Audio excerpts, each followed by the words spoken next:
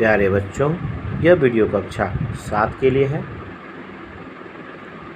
नई दीपमणि का संस्कृत पाठ्य पुस्तक के वीडियो के इस भाग में उपसर्ग के पश्चात आज हम लोग प्रत्यय के बारे में जानेंगे। धातु के साथ पूर्व में लगाया जाने वाला शब्दांश उपसर्ग कहलाता है, जो उसके अर्थ में परिवर्तन लाता है। और यहाँ पर धातु के अर्थ में परिवर्तन नहीं आता है, उसकी स्थिति में परिवर्तन आता है। प्रत्यय के प्रयोग से धातु की स्थिति में परिवर्तन आ जाता है और वह उसके कंडीशन के अनुसार से धातु के पद इसमें लगाए जाते हैं। इसलिए हम लोग प्रत्यय का प्रयोग करते हैं। प्रत्यय में मूल रूप से आपके पाठ्यक्रम में जो प्रत्यय है वह 3 प्रत्यय है, कत्वा, तुमुल और ल्यक। तो कंडीशन के बारे में जानें। जब वाक्य में कर्ता एक काम को करके दूसरी क्रिया को करे और यहाँ पर क्रिया अपने मूल रूप में हो, यानी उसके पहले कोई उपसर्ग नहीं लगा है, तो वहाँ पर कत्वा प्रत्यय का प्रयोग किया जाता है। जैसे कहते हैं वह पढ़कर खेलता है, तो यहाँ पर पठ के साथ कत्वा का प्रयोग करते हैं। कहेंगे वह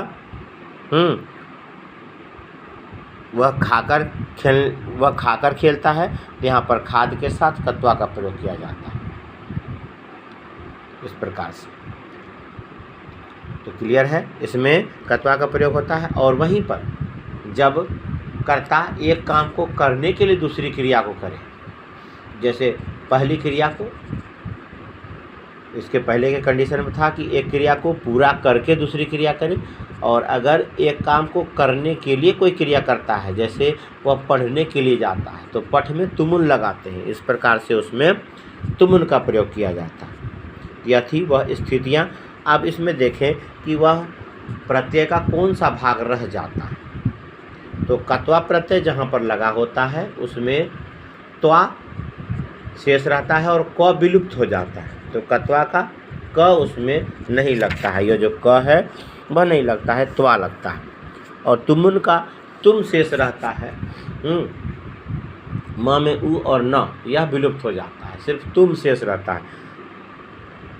तो इससे पता चलता है कि वह इस काम को करता है, करने के लिए काम को करता है। इस अनुसार से हम लोग कहते हैं।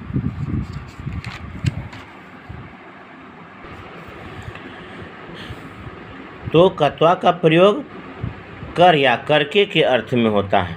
हाँ, यहाँ पर त्वा शेष रहता है। और तुमुल का प्रयोग के लिए के अर्थ में होता है, तो इसमें तुम शेष रहता है। इन दोनों प्रत्यय से बनने वाले शब्द यह अव्यय शब्द के रूप में आते हैं और अतः उनके रूप नहीं चलते हैं, यानी इसके रूप में कोई परिवर्तन विशेष नहीं होता है। इसका जो रूप है वह वही रूप लगा रहता है शब्द में। या प्रत्यय के रूप में, या प्रत्यय लगा हुआ जो शब्द होता है अव्यय के रूप में इसका प्रयोग किया जाता है। अब यहाँ पर कत्वा और तुमुल का प्रत्यय का प्रयोग किए गए कुछ शब्दों का उदाहरण दिया है, जो इस प्रकार से है। गम जोड़ कत्वा गत्वा होता है, और गम जोड़ तुमुल गंतुम कहते हैं, गंतुम कहते हैं। भू जोड़ कत्वा भूतवा, और भू जोड़ तुमुल भवितुम, भव का रूप होता है भवितुम। तो भू जोड़ कत्वा भूतवा और भू जोड़ तुमुल भवितुम। चल जोड़ कत्वा चलित्वा, और चल जोड़ तुमुल चलितुम। क्रुद्ध जोड़ कत्वा क्रुधत्वा, क्रुद्ध है दो ध संयुक्त, क्रुद्धत्वा, और क्रुद्ध जोड़ तुमुल क्रोधितुम, क्रोधितुम। क्रोध हो जाता है वहाँ पर शब्द में, तुमुल में क्रोध होगा, यहाँ क्रुद्धत्वा, क्रुद्ध जोड़ कत्वा क्रुद्धत्वा, और क्रुद्ध जोड़ तुमुल क्रोधितुम। भक्ष जोड़ कत्वा भक्षयित्वा, भक्ष में य लगेगा भक्षयित्वा, और भक्ष जोड़ तुमुल भक्षितुम। घ्रा जोड़ कत्वा घ्रात्वा, और घ्रा जोड़ तुमुल घ्रातुम। दृश्य जोड़ कत्वा दृष्ट्वा, दृश्य जोड़ तुमुल द्रष्टुम। ज्ञा जोड़ कत्वा ज्ञात्वा, ज्ञा जोड़ तुमुल ज्ञातुम। स्मृ जोड़ कत्वा स्मृत्वा, स्मृ जोड़ तुमुल स्मर्तुम। यहाँ अर होता है, ई नहीं होता है। ज्ञा में जैसे होता है वैसे ही। हाँ, दृश्य जोड़ कत्वा दृष्टवा, और दृश्य जोड़ तुमुल द्रष्टुम।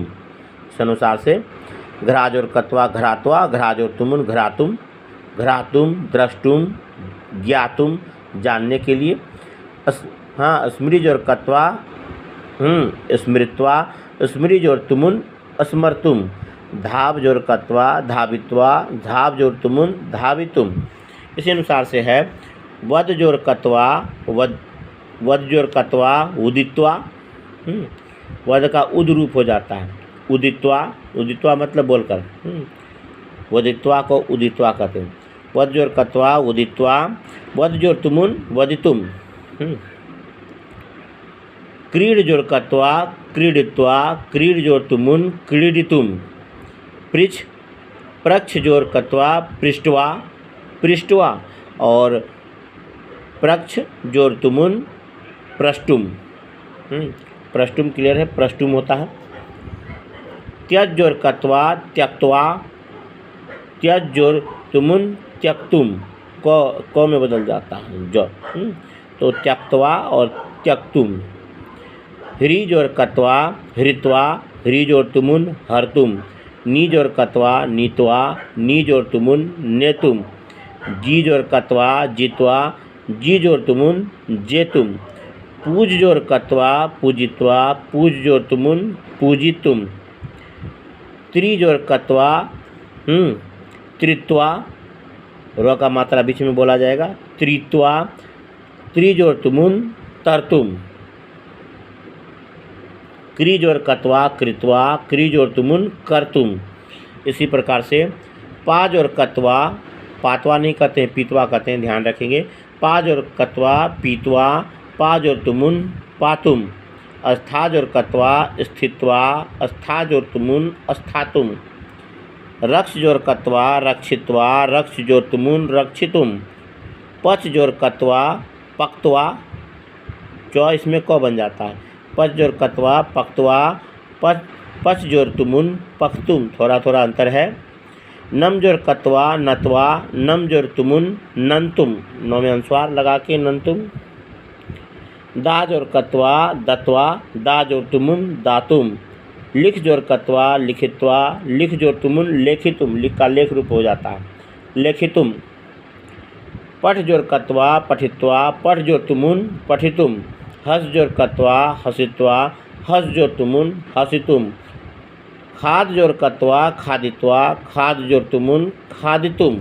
इस प्रकार से कत्वा और तुमुन का प्रयोग होता है। इन उदाहरणों को बोलकर पढ़कर याद करेंगे ताकि आपको विभक्त इसमें लगे हुए प्रत्यय को याद करने में कठिनाई ना हो। बोलकर पढ़कर याद ही करना होगा। इसमें क्या लगता है ध्यान में रखना है, त्वा लगता है, तुमुन लगता है, तुम लगता है, और इसका शब्द इस प्रकार से बदलता है।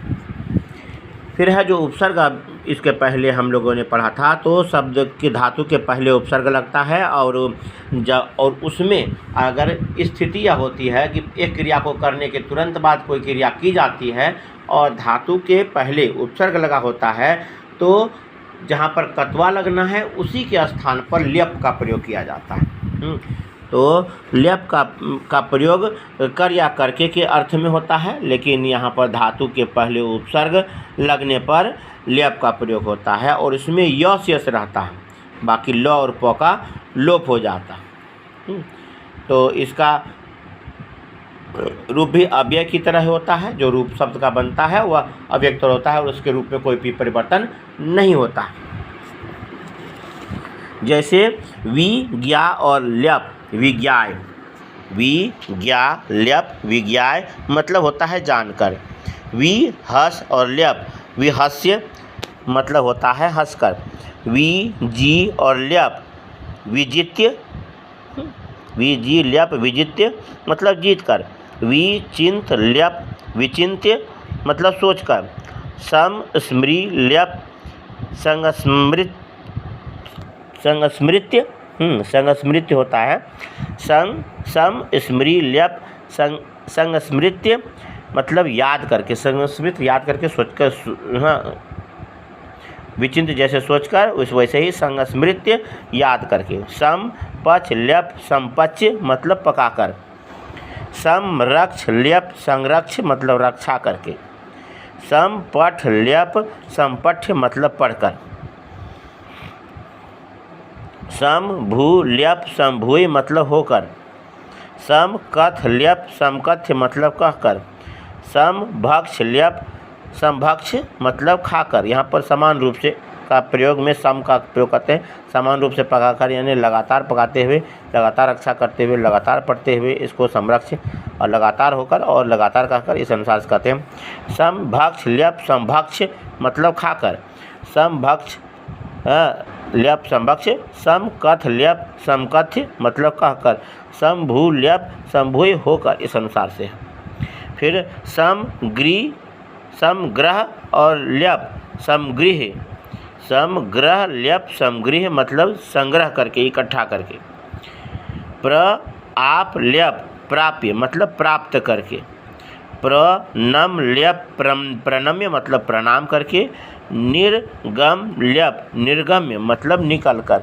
इस प्रकार से यह प्रत्यय के शब्द हैं जो ल्यप में प्रयोग में आते हैं। तो जहाँ पर उपसर्ग लगा होगा उसमें बीच वाले शब्द के साथ में ल्यप लगता है कत्वा, और अगर यह उपसर्ग नहीं लगा है तो इन शब्दों के साथ में कत्वा का प्रयोग किया जाता है, जो यहाँ किया गया है। कत्वा का प्रयोग किया है और स्थितियाँ सेम रहती हैं। जब कर्ता एक काम को करके दूसरी क्रिया को करे तो पहली क्रिया पूर्वकालिक क्रिया के साथ में, अगर उसमें धातु के पूर्व में उपसर्ग नहीं है तो कत्वा का प्रयोग किया जाएगा, और अगर धातु के पूर्व में उपसर्ग है तो यहाँ जैसे किया गया है ल्यप, उसका ल्यप का प्रयोग करते हैं।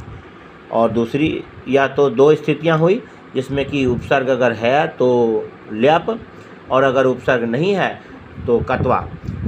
स्थितियाँ सेम है, दोनों में स्थितियाँ सेम है, लेकिन अलग अलग रूप होता है क्रिया धातु का, इसलिए उसके अनुसार से होता है। फिर है अगर एक काम को करने के लिए कर्ता कोई काम को करता है तो जिस काम को करने के लिए किया गया है पहली क्रिया पूर्वकालिक क्रिया के साथ में तुमुन का प्रयोग होता है। आपके सिलेबस में कत्वा तुमुन और ल्यप का यही भाग है, इसे सुने पढ़ें और इस पेज नंबर 103 के इस अभ्यास को अच्छी तरह याद करें। आपके सिलेबस में, आपके पाठ्यक्रम में भी यह पाठ आएगा।